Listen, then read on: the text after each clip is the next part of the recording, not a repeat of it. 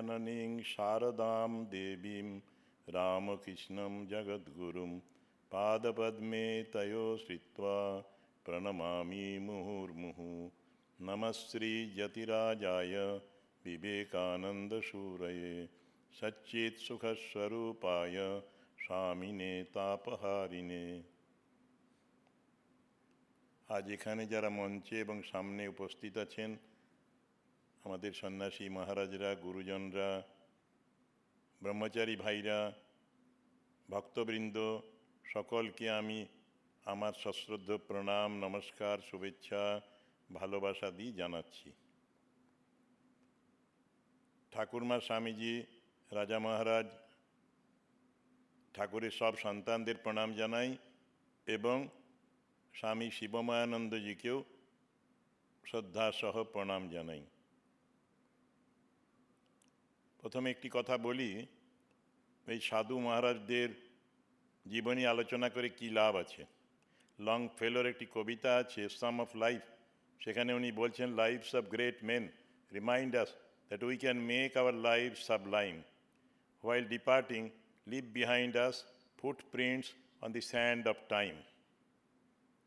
এই সাধু সন্তরা, বিশেষ করে যাদের নামে স্মারক বক্তৃতা হচ্ছে, এরা প্রত্যেকেই তাদের জীবন দিয়ে দেখিয়েছেন আমাদের জীবনের উদ্দেশ্যটা কি।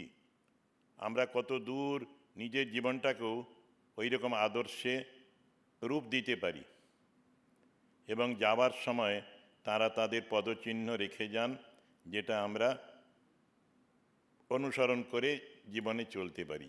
যখনই দ্বন্দ্ব হয় জীবনে কোন পথে যাব, ক পন্থা, তখনই উত্তর এসেছে মহাজনস্যগত সপন্থা। তাই আমাদের আজকে যার স্মরণে এই স্মারক সভা, যার নামে, তিনিও এইরকম একজন সম্পূর্ণ সাধু, পূর্ণ ত্যাগী, প্রেমী, সব গুণ যা সাধুদের থাকা উচিত, মহাপুরুষদের থাকা উচিত, তার সবগুলি ছিল। ঠাকুরমা স্বামীজির ভাব, আমাদের গুরু পরম্পরার যে আদর্শ শিক্ষা, সেগুলি সব ওর জীবনে প্রকটিত হয়েছে, প্রতিফলিত হয়েছে। একটি মুহূর্তও তিনি ব্যয় করতেন না শাস্ত্রপাঠ ছাড়া বা জপ ধ্যান ছাড়া বা কর্ম ছাড়া। আমরা স্বামীজির কথা বলি, 3H ডেভেলপমেন্ট কথা, হেড, হার্ট অ্যান্ড হ্যান্ড। মহারাজের মধ্যে তিনটি জিনিসই ছিল। মস্তিষ্ক ছিল খুব সুন্দর, বুদ্ধিবৃত্তি। তিনি বেনারস হিন্দু ইউনিভার্সিটিতে জয়ন্ত বিষ্ণু নার্লিকারের পরের ব্যাচের ছাত্র। ওই নার্লিকারের বাবা, তিনি ছিলেন হেড অফ দি ডিপার্টমেন্ট ম্যাথামেটিক্সের বেনারস হিন্দু ইউনিভার্সিটির, ওর প্রিয় ছাত্র। তো তিনি তাকে রিসার্চ স্কলার হিসেবে নিতে চেয়েছিলেন, কিন্তু তখন তার ডিসিশন হয়ে গেছে সাধু হবেন। এদিকে ট্রেনিং সেন্টারে ভূতেশানন্দজি মহারাজ এরা যে ক্লাস নিতেন, বলতেন খুব ব্রিলিয়েন্ট স্টুডেন্ট, ব্রহ্মচারী, মস্তিষ্ক সত্যিই খুব উন্নত। আমরা দেখেছি কি প্রখর চিন্তা করতেন। বিদ্যামন্দিরে থাকতে পড়াশুনো করতেন, ইন্টিগ্রাল ক্যালকুলাস পড়াতেন, ম্যাথামেটিক্স পড়াতেন।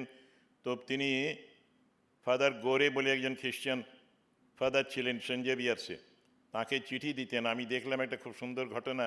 ফাদার গোরে ওকে একটা ছোট্ট পোস্টকার্ডের মধ্যে বিরাট বড় অঙ্ক লিখে পাঠিয়েছেন, প্রবলেমটা সলভ করেছেন।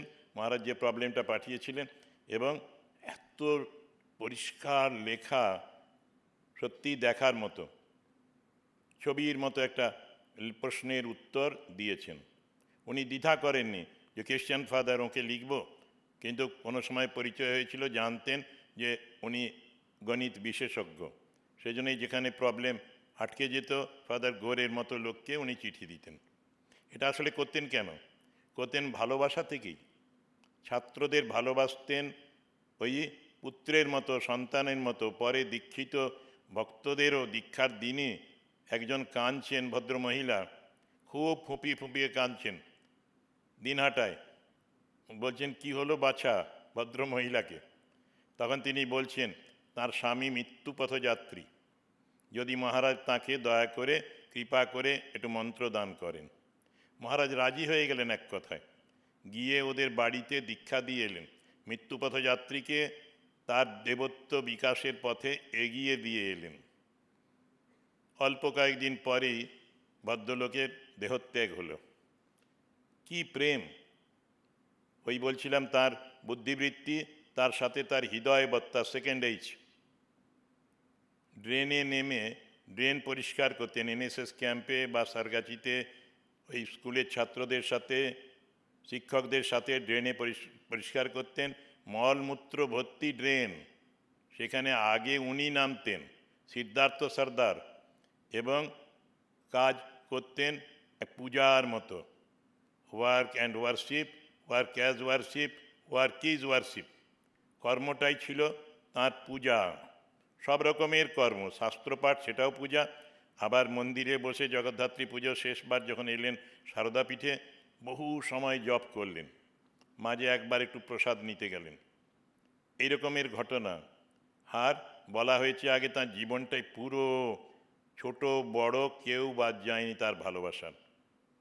আসলে প্রেমের গভীরতাটা বোঝা যায় যখন এই মানুষগুলি চলে যায়, তখন শোকের অনুভূতি কেমন হয়।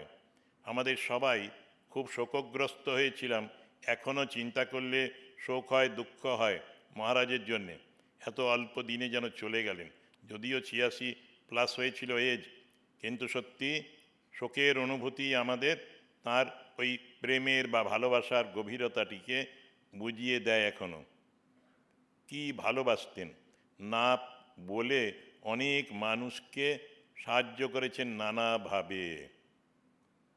বড়পেটায় দীক্ষা দিতে গেলেন, সেখানে ওরা একটা ডায়েরি দেয় সবাই, ভিজিটার্স বুক। ওরা পরে খুলে দেখছে ডায়েরিতে মহারাজের হাতে সুন্দর লেখা আছে, বড় সুন্দর, গৃহে যতই আসুক জিনিস, যতই গৃহ সাজাই সযতনে, তোমায় ঘরে হয়নি আনা, সে কথা রয় মনে, শয়নে স্বপনে। পরে এক ভক্ত এটা পড়ে বুঝতে পারছেন যে আমাদের কি করণীয়, হোয়াট ইজ আওয়ার ডিউটি। আমরা যতই অন্য সম্পদ আহরণ করি, যদি ঈশ্বরকে নিজের হৃদয়ে মনে না আনতে পারি, তাহলে আমাদের লাইফটা ফিউটাইল হয়ে যাবে। কবির দাস বা কারো একটা দোহা আছে, নাম রাম কো অঙ্ক হ্যায়, সব সাধন হ্যায় শুন, অঙ্ক গয়ে তো সব গয়ে, অঙ্ক রহে 10 গুণ। ঠাকুরেরও কথা আছে, এক আর তার পেছনে শূন্য দিলে তখন শূন্যগুলোর মূল্য হয়। মহারাজের এই বলছিলাম সমন্বিত একটা জীবন। তারপরে বলছিলাম H, third H is hand, কাজ। ওই সব সময় কলেজের কাজ করছেন, আবার এনএসএসের সাথে রাস্তাঘাটের কাজ করছেন পরিষ্কার পরিচ্ছন্নতার। আবার ব্রহ্মচারীরা অসুস্থ হলে জুনিয়র ব্রহ্মচারী তার কাপড় কেচে দিতেন, রহড়ায় এরকম দেখা গেছে। এরকম ওর অদ্ভুত একটা ফিলিং, মায়ের মতো, যেন সকলের সত্যি সত্যি মা। মা মানেই ভালোবাসা। রাখালচন্দ্রনাথ অধ্যাপক ছিলেন ইতিহাসের, আমাদের পরে একটা কলেজের প্রিন্সিপাল হয়েছিলেন, তারপরে আমাদের কল্যাণ ইউনিভার্সিটির প্রফেসর, ট্রেনিং সেন্টারে আসতেন ক্লাস নিতে বি গ্রুপে। তিনি দীক্ষা নিলেন বৃদ্ধ বয়সে। নিরন্তরানন্দ বললেন, আপনি যাকে ভালোবাসেন, তিনি অনুমতি পেয়েছেন দীক্ষা দেওয়ার জন্যে, আর দেরি না করে দীক্ষা নিলেন। তিনি তার সম্বন্ধে লিখছেন স্মৃতিকথায় যে ভালোবাসার অপর নাম স্বামী শিবময়ানন্দ।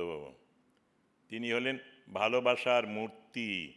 আমরা যখন গম্ভীরানন্দজি যুগনায়ক বিবেকানন্দ পড়ি, 3rd ভলিউমে শেষে আছে, স্বামীজিকে বিচার করেছিলেন, বিশ্লেষণ করেছিলেন 2 জন নারী বিদেশিনী। তাদের নাম বলেছেন ভগিনী নিবেদিতা, মিস ম্যাকলিওড। তো ভগিনী নিবেদিতার কাছে স্বামীজি ছিলেন প্রেমের ঘনীভূত মূর্তি, প্রীতির মূর্তি, ভালোবাসার মূর্তি। আর ওই আমাদের ম্যাকলিওড বলছেন তিনি ছিলেন শক্তির বিগ্রহ, দুইয়ের সমন্বয়। আমি শিবময়ানন্দজিকে খুব কাছে পেয়েছি, আমি দুটি জিনিসই দেখেছি। যেমন ভালোবাসা ছিল, তেমনি শক্তির মূর্তি ছিল। নির্ভীকভাবে একটি ছাত্রকে বাঁচাবার জন্যে তিনি ছুটলেন নকশাল আমলে, তাঁর জীবনীতে বইয়ে লেখা আছে, আমাদের চোখে দেখা। আমরা তখন স্টুডেন্ট ফাইনাল ইয়ারের, সে সময় দেখছি he was running after the criminals, যারা ওকে একবারে কোলে তুলে নিয়ে যাচ্ছে ছেলেটাকে, গঙ্গার ধারে নিয়ে যাবে, খুন করে দেবে, মার্ডার করবে, because he was in opposite politics, পোলারিটির জন্যেই। ছেলেটি নর্থ বেঙ্গলের ছেলে। মহারাজ ছুটলেন প্রাণপণে, পুলিশ ডাকলেন না কাউকে, না যে তোমরা আমাকে ফলো করো, কাউকে নিলেন না, পিয়ন নিলেন না, সিপাহী নিলেন না, দারোয়ান নিলেন না, without anybody he ran himself, এবং হি কুড সেভ দি বয়, বাঁচালেন প্রাণে। ছেলেটি যতদিন বেঁচে থাকবে ততদিন এই কথা মনে রাখবে। সেদিন কোথায় যাচ্ছিল, কোথা থেকে কোথায় এলো, অন্ধকার থেকে আলোতে। গ্রেট ম্যানদের এই কাজ, আমাদের যত অন্ধকার সেগুলো দূর করে আলোতে নিয়ে আসে। গুরু সম্বন্ধে বলা হয়, গু হলো অন্ধকার, ডার্কনেস, রু হলো লাইট, তেজ, যিনি অন্ধকার থেকে আলোতে নিয়ে আসেন, মৃত্যু থেকে অমরত্বের দিকে নিয়ে আসেন। বিদ্যা মন্দিরে বোমা বাঁধা হতো, ছোট স্টেন গান নিয়ে ছেলেরা এসেছে, কারণ ঢুকে পড়েছে নক্সাল মুভমেন্ট, এবং সেই সময়ে নিজের জীবন বিপন্ন করে তিনি বিভিন্ন জায়গায় রাত্রে থাকতেন তার সাথে আরও দুই বন্ধু, প্রীতি মহারাজ আর কৃষ্ণমূর্তি মহারাজ। ওরা একটা রুমে কোনো দিন থাকতেন না, ওদের আর্মস রাখতে বলা হয়েছিল। পুলিশ বলেছিল, Maharaj your life is in danger, please keep some firearms, বন্দুক রাখুন, পিস্তল রাখুন, রিভলভার রাখুন। মহারাজ বলেন, আমি principal, I will deal with my students একেবারে উইদাউট এনি ফায়ার আর্মস, আমি ছেলেদের কন্ট্রোল করব ভালোবাসা দিয়ে। বোমা পড়েছে একদিন আমাদের ওই বিদ্যাভবনের সামনে, যারা বিদ্যা মন্দিরের ক্যাম্পাস জানে, বিদ্যাভবন ওই আমাদের পশ্চিম দিকের দ্বিতীয় হস্টেলটা, সেখানে আমি বেরিয়ে এসেছি ঘর থেকে, দেখি মহারাজ আর প্রীতি মহারাজ ছুটে এসেছেন, নিকটেই কোথাও ছিলেন, আর ছুটে এসেছেন বোমাটা কোথায় পড়েছে। সে সময় সত্যেন বলে আরেকটি ছেলে, সে মহারাজকে বলছে, মহারাজ এইখানে বোমাটা পড়েছিল। মহারাজ বুঝতে পেরে গেলেন যে হি ইজ দি কালপ্রিট। এইরকমের 7 জন ছেলেকে ধরা হলো, হ্যান্ডরাইটিং ইত্যাদি ধরে, দেওয়াল লিখন দেখে শাস্তি দিলেন, কলেজ থেকে ট্রান্সফার করে দিলেন, কিন্তু ওদের ভবিষ্যতের কথা চিন্তা করে উনি কিন্তু ওদের অন্যান্য কলেজে প্রিন্সিপালদের রিকোয়েস্ট করে ওদের পৃথক পৃথক কলেজে ভর্তি করে দিলেন। ওরা পরে ভালোভাবে পাশ করেছে, এখনও তারা স্মরণ করে। কেউ কেউ আমার সাথে কদিন আগেও একজন দেখা করেছে, যে মহারাজের ভালোবাসার জন্যেই আমরা বিদ্যা মন্দির থেকে বিতাড়িত হলেও আরেকটা ভালো কলেজে আমাদের অ্যাডমিশনের ব্যবস্থা করে দিয়েছেন। বিদ্যা মন্দিরের অনুরূপ একটি কর্মীর স্বভাব খারাপ, তাকে ওইরকম যেতে হবে। সেখানে কঠোর আর কোমল দুই ভাব দেখলাম। কঠোরতার জন্যেই উনি ওকে সরিয়ে দেবেন, তা নইলে অন্য কর্মীদের মধ্যে পলিউশন আসবে। কিন্তু ওর স্ত্রী পুত্র কন্যার কথা ভেবে ওদের জন্যে ওই কর্মীটির একটা বিকল্প কাজের ব্যবস্থা করে দিলেন। এই রকমের একসাথে দুটো জিনিস দেখেছি। সারগাছি যাচ্ছি, যেতে যেতে উনি নিয়ে যাচ্ছেন, এমএসসি পড়ছি তখন, আমরা 3 জনের সিটে 4 জন বসে আছি। সেখানেও একটা এখনকার দিনে বলে মস্তান ছেলে, সেই রকম খুব দৌরাত্ম্য ছেলেগুলোর তখন, বলছে সরে যাও, জায়গা দাও। মহারাজ ফুঁসে উঠলেন, ওই সাপকে বলেছেন, ঠাকুর ফোঁস করবি, কামড়াবি না। বললেন, ইন্ডিয়ার আবার পেয়েছো নাকি, যত চাপবে তত চাপা যাবে। 3+1 is enough, 3+2 can never be possible। এইরকম ছিলেন মহারাজ। শক্তির যেখানে প্রয়োজন সেখানে শক্তির প্রকাশ করেছেন। যেখানে ভালোবাসা নেই, যারা খুব হতাশ অসহায়, সেখানে অদ্ভুতভাবে ভালোবেসেছেন। রহড়ায় যখন ছিলাম, চৌধুরী পাড়ায় একটা শিব মন্দির ছিল। শিব মন্দিরের বাইরে খোলা আকাশে এক বৃদ্ধা অসহায় বিধবা মহিলা থাকতেন। মহারাজ নিয়মিত গিয়ে তাকে খাবার দিয়ে আসতেন, ঔষধের ব্যবস্থা করতেন, ডাক্তার দেখিয়ে দিতেন। যখন বদলি হলেন, ট্রান্সফার হলেন, অনেকগুলো টাকা ভিক্ষে করে করে জমিয়ে সংগ্রহ করে ওই মায়ের জন্যে তিনি আমাদের মাস্টারমশাইদের কাছে দিয়ে গেলেন, যাতে করে ওর মৃত্যু পর্যন্ত কোনো অসুবিধে না হয়, আর প্রয়োজন হলে আবার অর্থ পাঠাবেন বললেন। এবং শুধু মৃত্যু নয়, সৎকারটা, দাহকৃত্য, সেটাও যেন করা হয় ভালোভাবে, বিধি মতো, সেই ব্যবস্থা করে গেছিলেন।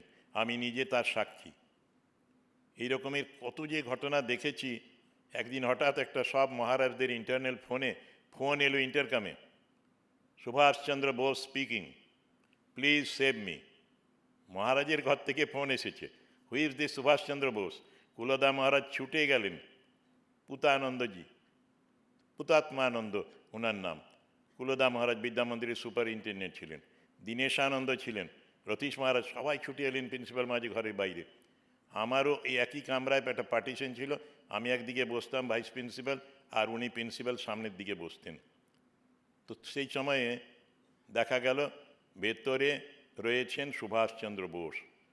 সে সুভাষচন্দ্র বোস কবে নিরুদ্দেশ হয়ে গেছে, আবার সুভাষ এসেছে। সুভাষ ঘরে ফেরে নাই বলে লেখা হয়েছিল, এখন একটা বই বেরিয়েছে, সুভাষ ফিরে এসেছে, মজার গল্প কাহিনী। তো এই সুভাষচন্দ্র বোস একজন আসলে পাগল। 3 দিন ধরে মহারাজের ঘরটা দখল করেছিল। মহারাজের বিছানায় বসে আছে, ধূমপান করছে। মহারাজ কিন্তু শিবের মতো নির্বিকার, তিনি তাঁর ডিউটি সবসময় করছেন, মাঝে মাঝে মন্দিরে যাচ্ছেন। আমি মাঝে মাঝে ওপরে গিয়ে দেখি সুভাষবাবু স্মোক করছেন। একদিন হলো কি, এত উৎপাত করেছে, ওর বাবাকে ডেকে পাঠিয়েছেন। বাবা কুলটি থেকে এসেছেন, এসে শ্রীমান বাবার গলাটা চেপে ধরেছে, বাবাকে মেরে ফেলবে। জানে বাবা মহারাজের সাথে সলা করে ওকে হসপিটালে ভর্তি করবে পাগলা গারদে। মহারাজও ছাড়ার নয়। আমি তো ছুটলাম বাবার কণ্ঠস্বর শুনে, গিয়ে দেখি উল্টো হয়েছে, ও বাবার হাতটা ধরে নিজের গলায় ধরেছে। পাগল তো, পাগলে কিনা করে। আমাকে বলছে, দেখুন দেখুন আমার বাবা আমাকে মেরে ফেলছিল। আসলে বাবাকেই ও মারবার চেষ্টা করেছিল। তপন ঘোষ বলে একজন অধ্যাপক আছেন, আজকে এসেছেন কিনা জানি না। তপন ঘোষকে অনেক দূর পাঞ্জাব ন্যাশনাল ব্যাংক পর্যন্ত কথা আছে বলছে। মাঝে মাঝে বলছে, ভয় পেলেন নাকি। তপন রিয়েলি ভয় পেয়ে গেল।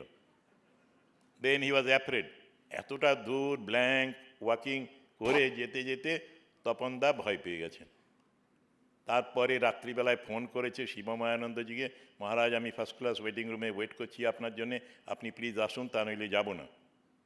উনি আমাকে আর প্রশান্ত মহারাজ বলে একজন, তাকে পাঠালেন, দুজনকে আমাদের। আমরা হাওড়ার ডিএমের সাহায্য নিয়ে, জিআরপির 2টো লোক নিয়ে 2 দিক থেকে সার্চ করছি। ওয়েটিং রুম পর্যন্ত গেছি, প্ল্যাটফর্মে দেখছি উইন্টার, সেই সময়ে চাদর ঢাকা দিয়ে লোকে শুয়ে আছে, তাদের মাথাটা খুলে দেখছি whether that is Subhash Chandra Bose or not. আমাদের কমলেশানন্দ খুব মজার মানুষ ছিলেন। মার্ক ছিল ওর, একটা সাফারি স্যুট পরে আছে স্কাই কালারের, আর রাইট ফোরহেডে ওর একটা মার্ক আছে, কাটা দাগ। সেই রকমের একটা পাগল প্রশান্ত মহারাজ সন্ধান করলেন। দেন হি ওয়াজ ফলোয়িং দ্যাট ম্যাড ক্যাপ। আমাকে বলছে, এটাকে নিয়ে যাব। আমি বললাম, দেখো ও একটা পাগল, নন পাগল, আর এই আননোন পাগলকে নিলে আরও প্রবলেম হবে, নেব না। আমরা ফিরে এলাম। সকালবেলায় আবার সীমান এলো শিবময়ানন্দজির কাছে। শিবময়ানন্দজি বালি থানাতে রিকোয়েস্ট করে ওই 2 জন পুলিশ নিয়ে এলেন, কনস্টেবল মোটা, ওকে ধরতে হবে। জ্যোতিরূপানন্দজি গেছিলেন সেদিন হসপিটালে। জ্যোতিরূপানন্দজি ওকে চিনতেন, আর শিবময়ানন্দজি চিনতেন। ওরা 2 জন গিয়ে, লীনা চক্রবর্তী তখন আমাদের ডিস্ট্রিক্ট ম্যাজিস্ট্রেট ছিলেন, জান্দ্রেল মহিলা ছিলেন ডিস্ট্রিক্ট ম্যাজিস্ট্রেট, পরে চিফ সেক্রেটারি, পিএসসি চেয়ারম্যান হয়েছিলেন। তো লীনা দেবী দমদমে একটা বঙ্গীয় উন্মাদ আশ্রম আছে, সেখানে অ্যাডমিশন করে দিয়েছিলেন।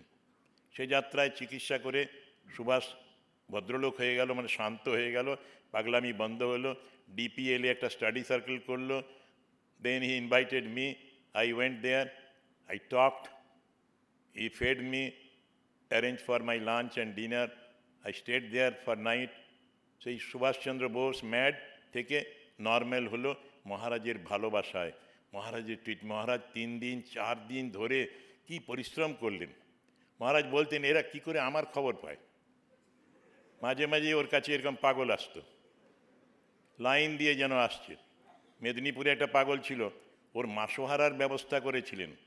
নিজের তো টাকা নেই, ফকির, কিন্তু ভিক্ষা করেই অপরকে এইরকমভাবে হেল্প করতেন। কত যে ছেলেকে হেল্প করেছেন পড়ার ব্যাপারে, তার শেষ নেই। ভালোবাসা, একটা আচরণও ভালোবাসা ভিন্ন ছিল না। ঈশ্বরের প্রতি ভালোবাসা, সেটাই রিফ্লেক্ট হতো মানুষের প্রতি ভালোবাসা। মাটির প্রতিমায় তার পুজো হয়, রক্ত মাংসের শরীরে হয় না। ঠাকুরের এই বাণীটাই যেন উনি জীবনে পালন করেছেন। আমি পড়ি যখন শিবস্তোত্র, স্বামীজির লেখা, তার শেষ লাইনে আছে পরহিত করণায় প্রাণ প্রচ্ছেদ প্রীতম নতনয়ন নিযুক্তম নীলকণ্ঠং নমাম। আমাদের ধ্যানাত্মানন্দজি বলতেন, নৃপেন মহারাজ বেলঘরিয়ার অধ্যক্ষ ছিলেন, আমাদের মঠের তন্ত্রধারক বহুদিনের, আমারও তন্ত্রধারক ছিলেন। তিনি বলতেন, জানিস শিব ঠাকুর নিজে এই শিবের স্তোত্র লিখেছেন। জগদ্ধাত্রী পুজোর সময় নীলকণ্ঠ শিবের প্রণাম মন্ত্র হিসেবে আমরা এইটা ইউজ করি এখনো। দুরিত দলন দক্ষম দক্ষজা দত্ত দোষম কলিত কলি কলঙ্কম কম্র কল্লার কান্তম পরহিত করণায় প্রাণ প্রচ্ছেদ প্রীতম নতনয়ন নিযুক্তম নীলকণ্ঠং নমাম। পরের হিত করতে গিয়ে নিজের প্রাণ পর্যন্ত দিতে প্রস্তুত ছিলেন যেমন শিব ঠাকুর, এই শিবময়ানন্দ মানুষটি তো শিবময় ছিলেন। শিবের পুজো করতেন, ওই মন্দিরে গিয়ে জল ঢালতেন সোমবারে, কিন্তু বাকি ওই রবিবার থেকে শনিবার, পরের নেক্সট শনিবার পর্যন্ত তিনি কিন্তু মানুষের পুজো করতেন আর সংঘের পুজো করতেন। এই বিশেষ করে মানুষের প্রতি ভালোবাসা, বলছিলাম এখনও যারা তার ভালোবাসা পেয়েছিল স্মরণ করে চোখের জল ফেলে। তার ছাত্ররা 40 বছর আগে পড়াশুনো করেছে, গিয়েছে কাঁকুড়গাছিতে, চা খাইয়েছেন, আবার চায়ের কাপটা পর্যন্ত ধুতে দিচ্ছেন না। আবার বলছেন, তুই ভাববি যে আমি তোর বুড়ো বাবা। ছেলেটা বরাবরই মহারাজের ছবিও দেখতো আর নিজের বাবার কথা ভাবতো যে তিনি আমার বুড়ো বাবা ছিলেন। সত্যি সবাইকে, কেউ মা ভাবতো, কেউ বেশিরভাগই বাবা ভাবতো। উনিও আবার বলছিলাম সম্বোধন করতেন বাছাধন, বাছা, ছেলে মেয়ে সবাইকে। সেইটি আজও আমরা দেখি। এই মহারাজই আমার সাথে গিয়েছিলেন, মানে আমি ওর সাথে গিয়েছিলাম কুশি নদীর ডিভাস্টেশনের সময়। রিলিফ হচ্ছে, আমাদের ব্রহ্মচারী সাধুরা কয়েকজন জলে ভেসে যাচ্ছিল, আর্মির লোকেরা রিকভার করলো, ওদের রেস্কিউ করলো। আমাদের একটা ট্রাক্টর যাচ্ছিল মালপত্র নিয়ে, ট্রাক্টরটা তো আমরাও ডুবে আছে দেখলাম, অর্ধেকের উপর ডুবে আছে, ট্রাক্টর নাড়ানো যাচ্ছে না। সেই সময় খবর পেয়ে আবার ডেড বডি ভেসে যাচ্ছে, আমাদের ছেলেরাই, ব্রহ্মচারী সাধু সুথান বলে যে সাধু আছে আমাদের, খুব রিলিফ করেছে। তো সুথান এবং তার দল, তারা ওই ডেড বডি জল থেকে তুলেছে, পচা গলা শরীর। এসবগুলো শুনে মহারাজের কি উৎসাহ, ওদের এনকারেজ করছেন, অখণ্ডানন্দজির কথা বলছেন, ঠাকুরের কথা বলছেন, বলে যেন আমাদের রিলিফ টিম খুব স্ট্রংলি এই কাজগুলো করে। সাহারসা, পূর্ণিয়া, এই সমস্ত জায়গায় গেলাম, আর মাঝে মাঝে মহারাজের চোখের কোণায় জল দেখছি। লেপ্রসি কলোনি বারাণসীর কাছে অদ্বৈত আশ্রমের থেকে একটু দূরে আছে, সেখানে সন্তোষ মহারাজ অধ্যক্ষ ছিলেন তখন, জ্যোতির্ঘনানন্দজি। তিনি একটা লেপ্রসি কলোনিতে কাজ শুরু করলেন, ইন্টিগ্রেটেড ডেভেলপমেন্ট। ওদের মেডিকেল এড, ওদের এডুকেশন বাচ্চাদের, ওদের সেলফ এমপ্লয়মেন্ট, স্বনির্ভরতার জন্য ট্রেনিং দেওয়া, সব কাজ মহারাজ খুব সন্তোষজনকভাবে করছেন। ধুলো বালি ছিল সব ক্লিন, কি পরিষ্কার হয়ে গেছে। সমস্ত লোক দূর থেকে দেখত যে এই সাধুরা এবং সাধুদের সঙ্গীরা, ভলেন্টিয়াররা, কর্মীরা কি সুন্দর কাজ করে। এই কাজ দেখতে দেখতে আমি মহারাজকে কাঁদতে দেখলাম। তারপরে মহারাজ বললেন, মহারাজজি, ঠাকুর আপনাকে কোলে তুলে নেবেন, লেপারদের জন্য এত সেবা করছেন আপনি। সত্যি আমিও এরকম কাজ দেখিনি, আমাদের সঙ্গে আগে কাজ হয়েছে, পরেও কিছু কাজ হয়েছে লেপারদের জন্যে, কিন্তু অদ্বৈত আশ্রম থেকে যে কাজটা হয়েছিল, সুন্দর কাজ হয়েছিল। আর উনি, he has a great heart, সেই জন্যে হি ওয়াজ ফিলিং ফর দেম। টিটাগড়ে আমাদের রেল লাইনের ধারেই, এখন মাদার টেরেসার নামে ওটা হয়েছে, বা গান্ধী কুষ্ঠ আশ্রম আছে, মাদার টেরেসারও নাম আছে ওখানে। তো সেই কুষ্ঠ আশ্রম থেকে কয়েকটি ছেলে আসতো, পায়ে খোঁড়া, আসলে কুষ্ঠ হয়েই আঙ্গুল নষ্ট হয়ে গেছে, হাঁটতে পারে না। মহারাজ ওদের জন্যে দেখলেন, ওদের যদি একটা জুতো দেওয়া যায় এর ছেলেগুলোকে এক জোড়া করে, সব দুজনকে তিনজনকে, তাহলে ওরা হাঁটতে পারবে। খুব কস্টলি শু ব্যবস্থা করলেন, এবং ওরা মাঝে মাঝে আসতো দেখা করতে। উনি চলে যাওয়ার পরে কান্নাকাটি করতো, আমার কাছে আসতো। আমাদের যা সামর্থ্য ওদের হেল্প করতাম। একটি ছেলেকে তো একবারেই ওই কুষ্ঠাশ্রমের বাইরেই একটা চায়ের স্টল করে দিলেন, যাবতীয় জিনিস, হাতিয়ার যা দরকার সব দিলেন। সেই কুষ্ঠ রোগীগুলো চিরকাল স্মরণ করবে মহারাজকে। কত যে স্মৃতি আছে, কত মানুষের ভালোবাসা আছে। ট্রেনিং সেন্টারে ব্রহ্মচারী বা ট্রেনিং নয়, প্রবেশনার আমাদের সারদা পীঠের রূপক একটা ছোট্ট সুন্দর স্মৃতিকথা লিখেছে ওনার সম্বন্ধে। অনুপ গুপ্ত কালেকশন করেছে বিভিন্ন স্মৃতিকথা, তার মধ্যে রূপকেরও লেখা আছে। বলছিলাম এ টু জেড যত মানুষ ওর কাছে গিয়েছে সবাই ওই প্রেমের নিঃস্বার্থ ভালোবাসার স্পর্শ পেয়েছে। স্বামীজি বলতেন আনসেলফিশনেস ইজ গড।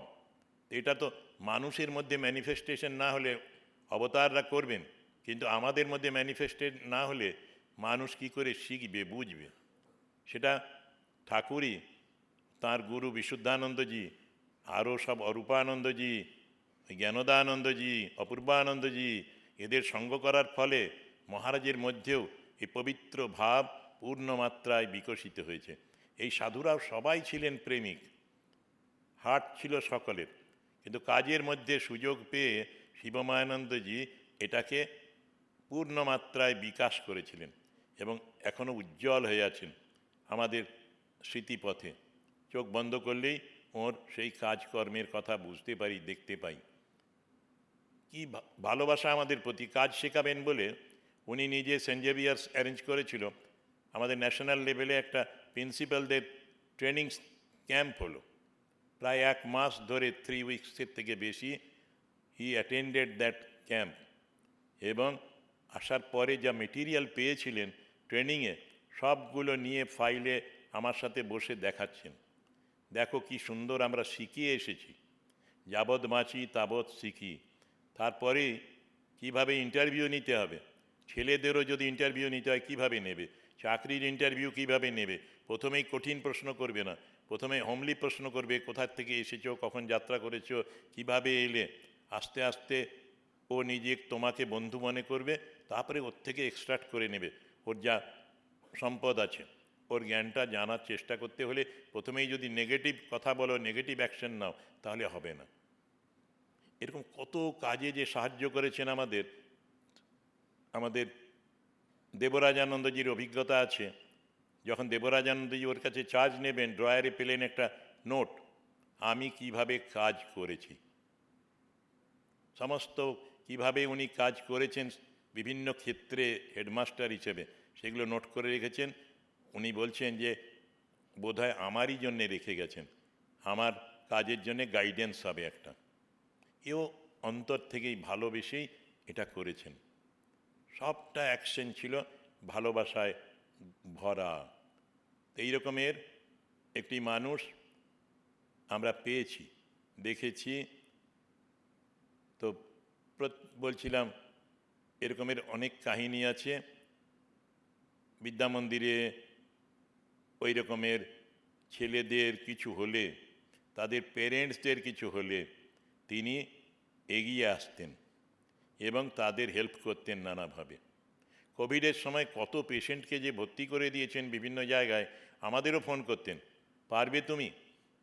তারপরে আবার কোনো পেশেন্ট কোথাও আছেন খবর দিয়ে দুবেলা জানতে চাইতেন পেশেন্ট কেমন আছে। নিজে ওই রোগের কথা ভাবতে ভাবতে আবার যারা আসা যাওয়া করতো সেই লকডাউনের মধ্যেও, তাদের সাথেও খুব মেলামেশাও করেছেন। এই করে নিজের শরীরেই যেন ইনভাইট করে আনলেন, সবাই যাচ্ছে এই রোগে, আমিও চলে যাব। যেমন ভাবা তেমনি কর্ম, মানে তেমনি ফল। যাদৃশী ভাবনাজস্য তাদৃশী ভবতি। তো যেমন যার ভাব তার তেমন লাভ। সেই রকমই শিবমায়ানন্দজি করে গিয়েছেন। রিক্সাওয়ালা, টোটোওয়ালা, সহকর্মী, আমাদের এখানেই ভাব প্রচারে প্রদীপ বলে একটা ছেলে ছিল, খুব কাজের নয় কিন্তু বুঝিয়ে দিলে কাজ করতে পারে। তো তাকে এত ভালোবাসতেন, যাবার সময় নেক্সট কে ওই চার্জ নেবেন তিনি যেন ওকে স্নেহ করেন, ওর কাজটা যেন ছাড়িয়ে না দেন, সেই জন্যে রিকোয়েস্ট করলেন। তিনিও তাকে রেখেছিলেন অনেক দিন, এখন আছে কিনা জানি না, কিন্তু বড্ড ভালোবাসা। প্রদীপ চ্যাটার্জি বলে আরেকজন হুগলি থেকে আসেন, এখন আমার কাছে আসেন, সারদা পীঠে আসেন, তো তাঁকেও তাঁর ভলেন্টিয়ারই করতেন, তার অসুস্থ অবস্থায় ওই রকম কাজ করেছেন। রামকৃষ্ণানন্দজির বংশের একটি মহিলা আসতেন, তার নিজের আর্থিক অবস্থা ভালো নয়, কিন্তু লুকিয়ে লুকিয়ে একদিন মহারাজকে প্রণাম করে অনেকগুলো টাকা দিয়েছেন আর বললেন সারদা পীঠ যাচ্ছি। উনি তৎক্ষণাৎ একজনকে দিয়ে আমার কাছে টাকাটা পাঠালেন, বললেন অমুক মহিলাকে তুমি ফেরত দিয়ে দাও, বলবে এরকম করে আমাকে যেন টাকা না দেয়, ও নিজেই ভালো করে খেতে পায় না, ও আমায় কেন দেবে। বাগাছড়ার কাছে আমাদের এক মাস্টারমশাই ছিলেন, প্রাইমারি টিচার, অনেক দিন ওখানকার সেক্রেটারি ছিলেন, তো তিনি বাড়িতে ঠাকুরের পুজো করেছেন, আমাদেরও আহ্বান করেছেন, আমরা কয়েকজন গিয়েছি, দুপুরের প্রসাদ পেয়েছি। মহারাজ দেখলেন এর যা সাধ্য নয় তার থেকে বেশি খরচ করেছে। মহারাজের পকেটে বেশ কয়েকটা 100 টাকার নোট ছিল, ফুল যেখানে রাখা হয়েছে বেদিতে ঠাকুরের সামনে, সেখানে ওই টাকাগুলো লুকিয়ে রেখে দিলেন। পরে ভদ্রলোক আমাকে বললেন যে বুঝতে পেরেছি ওটা রনেন মহারাজের কাজ, তা নইলে এরকম কাজ কেউ করবে না। ওরা যখন পরে ঠাকুর সাজাবে, সন্ধেবেলায় ফুলগুলো সরাবে, তখন ওই টাকাগুলো পেয়েছে। এত বড় হৃদয়, আমাকে বলছে দেখ এর টাকা নেই, আর এ আমাদের জন্যে এই পুজোর আয়োজন করেছে, কি খরচা করেছে, হৃদয়বান। তো তিনিও সেই রকমভাবে ওদের জন্যে ওদের সাথে ব্যবহার করতেন। এরকমের প্রচুর মানুষ যারাই তাকে দেখেছে তারা তাদের মনের কথা বলেছে এবং চোখের জল ফেলেছে। শিব ঠাকুরের কথা বলে তো শেষ করা যায় না।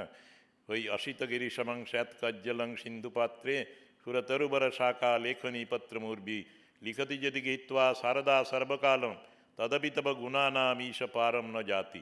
হিমালয় পর্বত যদি কালির বড়ি হয়, আর সাগর যদি দোয়াত হয়, পৃথিবী পৃষ্ঠ যদি কাগজ হয়, স্বর্গের পারিজাত বৃক্ষের একটি ডালকে কলম করে মা সরস্বতী যদি লিখে চলেন, তাহলে তার মহিমা কীর্তন করে শেষ হবে না, ইতি করা যাবে না, শেষ করতে পারবেন না।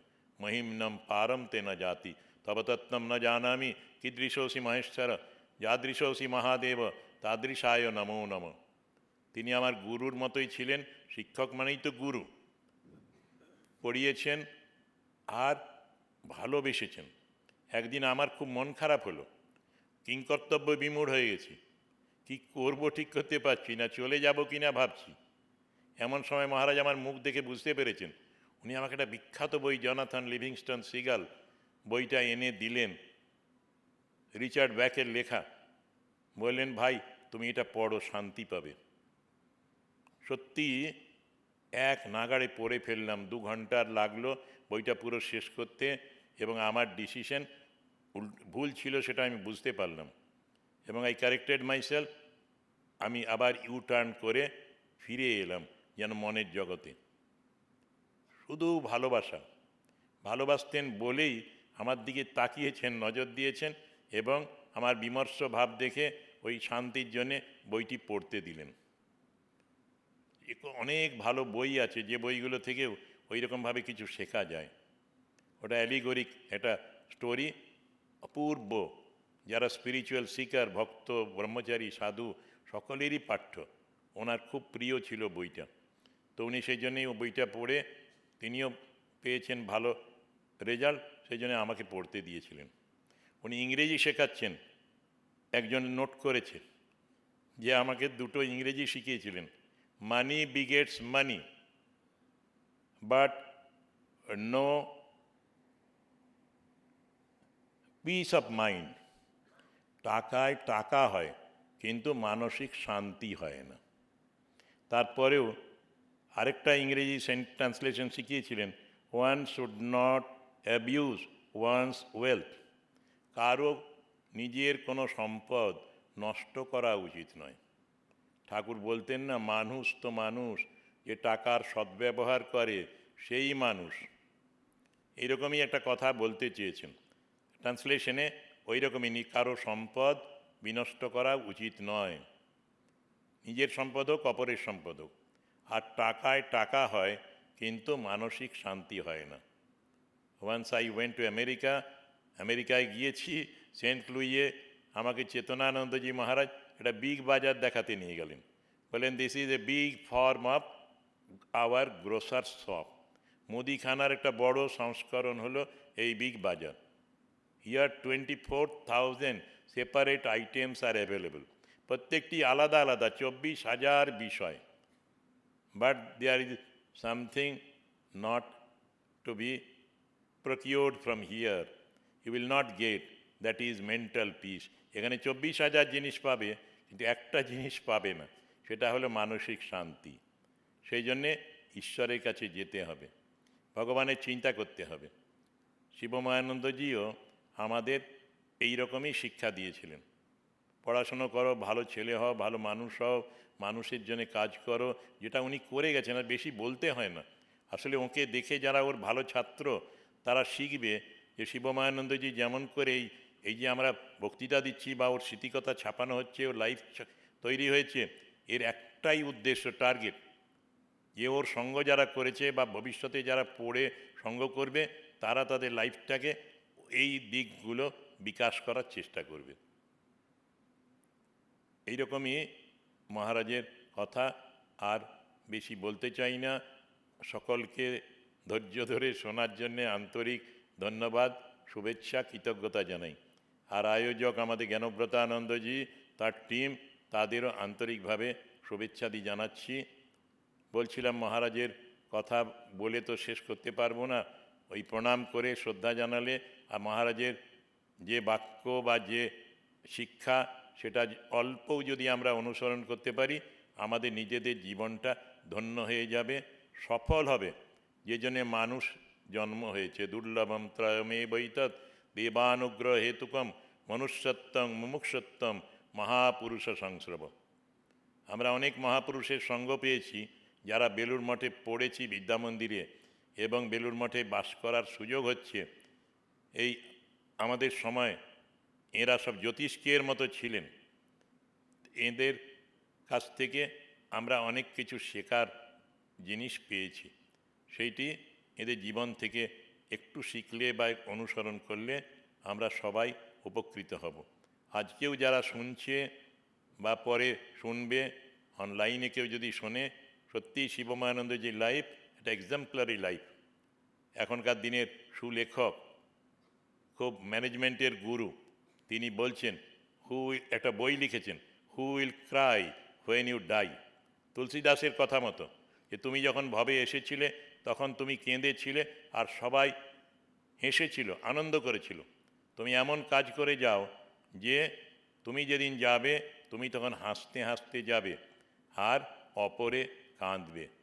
সত্যি বলো তো, যেন বলছেন লেখক, যে আমরা কে মারা গেলে কে কাঁদবে, কজন কাঁদবে, অশ্রু বিসর্জন করবে।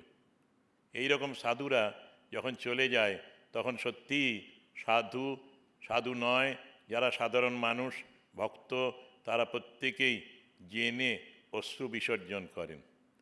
এই জন্মেছিস, একটা দাগ রেখে যা। শিবময়ানন্দজি পুরো লাইফটা পড়লেই বোঝা যায় কি দাগ রেখে গেছেন। শুভ দাগ, শুভ পথে পরিচালিত করছেন। সংনো বুদ্ধা শুভয়া সংযুনক্তু, শুভ পথে আমাদের পরিচালিত করো, পরমাত্মার কাছে প্রার্থনা করি আমরা। সেই রকমই শিবময়ানন্দজির কাছে প্রার্থনা করি, তিনি আমাদের বুদ্ধিকে সুপথে পরিচালিত করুন। আমরাও সংঘের মাধ্যমে, এই সবাই যারা উপস্থিত আছে, গৃহস্থরাও, তারা সবাই কিন্তু রামকৃষ্ণ সংঘেরই সাথে যুক্ত। সংঘই আমাদের সংঘ বিরাট। রামকৃষ্ণ বিবেকানন্দ অনুরাগী সকলেই এই সংঘ পরিবারের। আমাদের সংঘ পরিবার অ্যাপলিটিক্যাল, কিন্তু সেই সংঘ পরিবারে আমরা মেম্বার, এবং আমরা সেই সংঘ পরিবারকে এই সাধু সন্তরাই যুগ যুগ ধরে পরিচালিত করে এসেছে, আরও আসবে। সকলের প্রতি আবার শ্রদ্ধা, নমস্কার, ভালোবাসা, শুভেচ্ছা। ওম আসতো মা সদ্গময় তমসো মা জ্যোতির্গময় মৃত্যুর্মা অমৃতম গময়। ওম শান্তি শান্তি শান্তি। অসৎ হইতে মোরে সৎপথে নাও, জ্ঞানের আলোক জেলে আঁধার গুচাও। মরণের ভয় যা কমর করো, দেখা দিয়ে ভগবান শঙ্কা হরো। করুণা আশিস ঢালো রুদ্র শিরে, চিরদিন থাকুক মোর জীবন ঘিরে, ঝরিয়া পড়ুক শান্তি চরাচরময়, চিরশান্তি পরিমলে ভরুক হৃদয়। সকলের শান্তি হোক, সকলের শান্তি হোক, সকলের শান্তি হোক। শ্রীরামকৃষ্ণার্পণমস্তু।